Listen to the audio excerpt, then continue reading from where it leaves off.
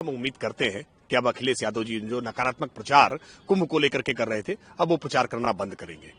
गंगा में स्नान करने के बाद, संगम में स्नान करने के बाद मानसिक शांति मिलती है, चित्त शांत होता है। अब अखिलेश यादव जी को भी शायद मानसिक शांति मिलनी चाहिए, क्योंकि लगातार वो कुंभ बुलेटिन के नाम पर कुंभ को बदनाम करने का प्रयास कर रहे थे, अफवाहें फैला रहे थे, लोगों को डराने का काम कर रहे थे। और आज जब उन्होंने खुद संगम में डुबकी लगाई है तो एहसास किया होगा कि उत्तर प्रदेश की योगी आदित्यनाथ सरकार ने कितनी व्यवस्थाएं वहां की है, ये कुंभ कितना दिव्य है, कितना भव्य है, सांस्कृतिक विरासत को समेटे हुए है। तो कम से कम मजहबी तुष्टीकरण का उनका जो अपराध है वो शायद आज कुछ कम हुआ होगा। अब वो शायद उनको पुण्य का लाभ मिले और वो नकारात्मक बातें करना अब बंद करें। लेकिन वहां पहुंच के उन्होंने सरकार पर सवाल उठाते हुए ये बात कही। उन्होंने कहा सरकार में बैठे लोग इस आयोजन को खेल आयोजन बनाना चाहते हैं। मैंने देखा कि बुजुर्ग लोग जो विभिन्न स्थानों से आ रहे हैं, ऐसा प्रबंध होना चाहिए था कि किसी को कोई कठिनाई ना हो। देखिए, अखिलेश यादव जी की सरकार में जब उत्तर प्रदेश में मुख्यमंत्री थे, 2013 में उत्तर प्रदेश में कुंभ हुआ था, तब प्रयागराज में किस प्रकार की अव्यवस्थाएं थी।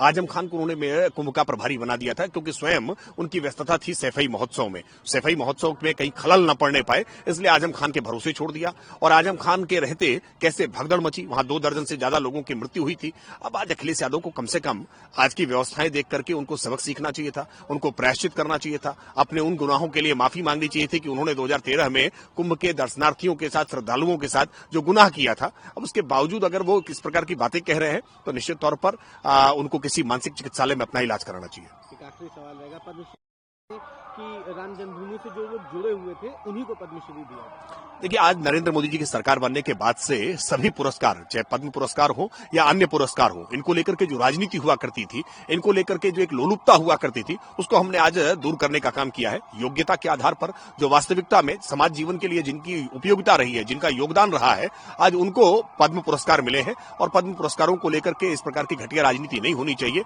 पद्म पुरस्कार तो मुलायम सिंह यादव जी को भी मिला है, और मुलायम सिंह यादव जी को लेकर के हमारा स्पष्ट मानना हमेशा ये रहा कि उनके हाथ कार सेवकों के रक्त से रंजित हैं। लेकिन मुलायम सिंह यादव की जो भूमिका रही है समाज जीवन के लिए, पिछड़ों के उत्थान के लिए, हिंदी के लिए, राष्ट्र के लिए, उस भूमिका को देखते हुए पद्म अवार्ड मिला है। इसलिए कम से कम समाजवादी पार्टी को आज पद्म पुरस्कारों को लेकर के ऐसी घटिया राजनीति नहीं करनी चाहिए।